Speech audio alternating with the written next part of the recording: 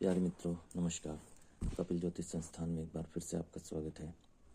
आज मैं आपको एक बहुत ही महत्वपूर्ण लॉ, योग और जानकारी दे रहा हूँ, जिसके अनुसार आप यह पता लगा सकते हैं कि कब इस व्यक्ति को ज़्यादा बीमारी आ रही है, तो क्यों आ रही है और इसका कारण क्या है और उसका उपाय क्या है। यह सब मैं आपको इस वीडियो में बताने वाला हूँ। अब देखिए, ये बहुत महत्वपूर्ण लॉ है।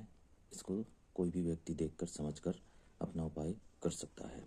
यदि कुंडली के 8वें, तीसरे और छठे घर में आपस में दुश्मन ग्रह बैठे हुए हों, यदि कुंडली के 8वें, तीसरे और छठे घर में आपस में दुश्मन ग्रह बैठे हुए हों, तो बीमारी ही मौत का कारण बनती है या मौत का बहाना होती है। उसका संबंध चौथे घर में बैठा हुआ ग्रह बनता है। यानी कि उस आदमी को जो बीमारी होती है और चौथे घर में जो भी ग्रह बैठा हुआ है, उसके कारण उसको मौत का बहाना बनता है। अब मैं आपको एग्जाम्पल देकर यह समझा देता हूँ, जिससे आप अच्छी तरीके से समझ सकते हैं। जैसे कि मंगल तीसरे घर में बैठा हुआ है, केतु 8वें घर में बैठा हुआ है और बुध छठे घर में बैठा हो। अब ये तीनों आपस में शत्रु हैं। मंगल तीसरे घर में हो, केतु 8वें घर में हो और बुध छठे घर में हो, और चौथे घर में अगर सूर्य आकर बैठ जाए, तो उस आदमी को दिल से संबंधित बीमारी होगी। यानी चौथे घर से संबंधित बीमारी होगी, उसे दिल से संबंधित दिक्कतें आएंगी, जिसके कारण वह बीमारी ज़्यादा बढ़ जाएगी और वह बीमारी ही उसका मौत का बहाना भी बन सकती है।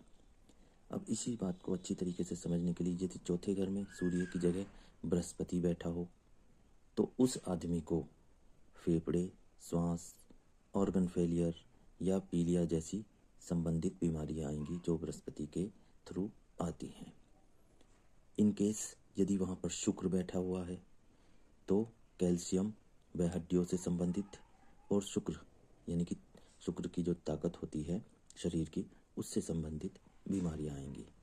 इस प्रकार जो भी ग्रह वहाँ पर बैठेगा चौथे ग्रह में घर में, उससे संबंधित बीमारियां लग जाएंगी। अब करना क्या है, इसका उपाय द्वारा हम इस बीमारी को मौत का बहाना बनने से रोक सकते हैं। जैसे कि चौथे घर में जो भी ग्रह बैठा हुआ हो, उस ग्रह की वस्तुओं को हम मंदिर में दान कर दें। अर्थात चौथे घर से संबंधित घर की वस्तुओं को हम मंदिर में दान कर दें। और इसी कड़ी में हमें 8वें घर की कड़ी भी तोड़नी होगी। वैसे तो चौथे घर की वस्तुएं दान करते ही मौत का बहाना टल जाता है, लेकिन इसी में यदि हमने अपनी बीमारी को भी ठीक करना है, तो हमने 8वें घर की कड़ी को भी तोड़ना होगा। इस 8वें घर की कड़ी को तोड़ने के लिए जो भी ग्रह 8वें घर में बैठा हुआ है, उसकी वस्तुओं को, उससे संबंधित वस्तुओं को जमीन में दबा दो या दान कर दो, या उसकी वस्तुओं का भंडारा लगा दो या गरीबों में दान कर दो।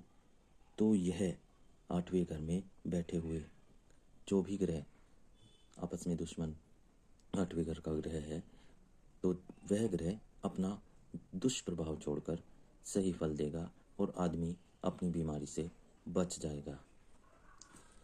अब आप इसका मेन उद्देश्य यह है कि चौथे और 8वें घर के वस्तुओं को हमें चौथे घर की वस्तुओं का दान देना है, और 8वें घर में बैठे हुए ग्रह की वस्तुओं का हमें या तो दान देना है, या उसका भंडारा लगाना है, या उसको मंदिर में देना है। यह करने से यदि किसी भी जातक पर कोई गंभीर बीमारी आ रही है और वह बीमारी इतनी बढ़ती जा रही है कि लग रहा है कि उसको जो है मौत तक आ सकती है या मौत का संकट आ सकता है, तो ये उपाय करके उन 2 ग्रहों की वस्तुओं को हम दान करके इस बीमारी के द्वारा बचा जा सकता है। यह कुंडली का एक बहुत ही महत्वपूर्ण लॉ है, जिसे समझना बहुत ज़रूरी है। कभी कभी इंसान को समझ में नहीं आता कि व्यक्ति इतना बीमार क्यों है, इलाज करने के बाद भी ठीक क्यों नहीं हो रहा है, इसका कारण क्या है।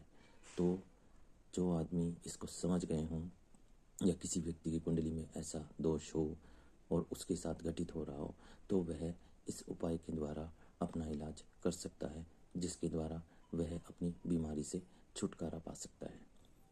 आशा है मित्रों मेरे द्वारा दी गई जानकारी आपको अच्छी लगी होगी। यदि जानकारी अच्छी लगी तो वीडियो को लाइक करें, सब्सक्राइब ज़रूर करें।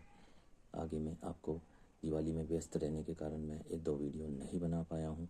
अब मैं कंटिन्यूअसली आपको वीडियो बनाकर डालता रहूँगा और अब मैं हर ग्रह के संपूर्ण 12 के 12 घरों का भी फलादेश आपको बताऊँगा। ठीक है मित्रों, अच्छा, नमस्कार, राधे राधे।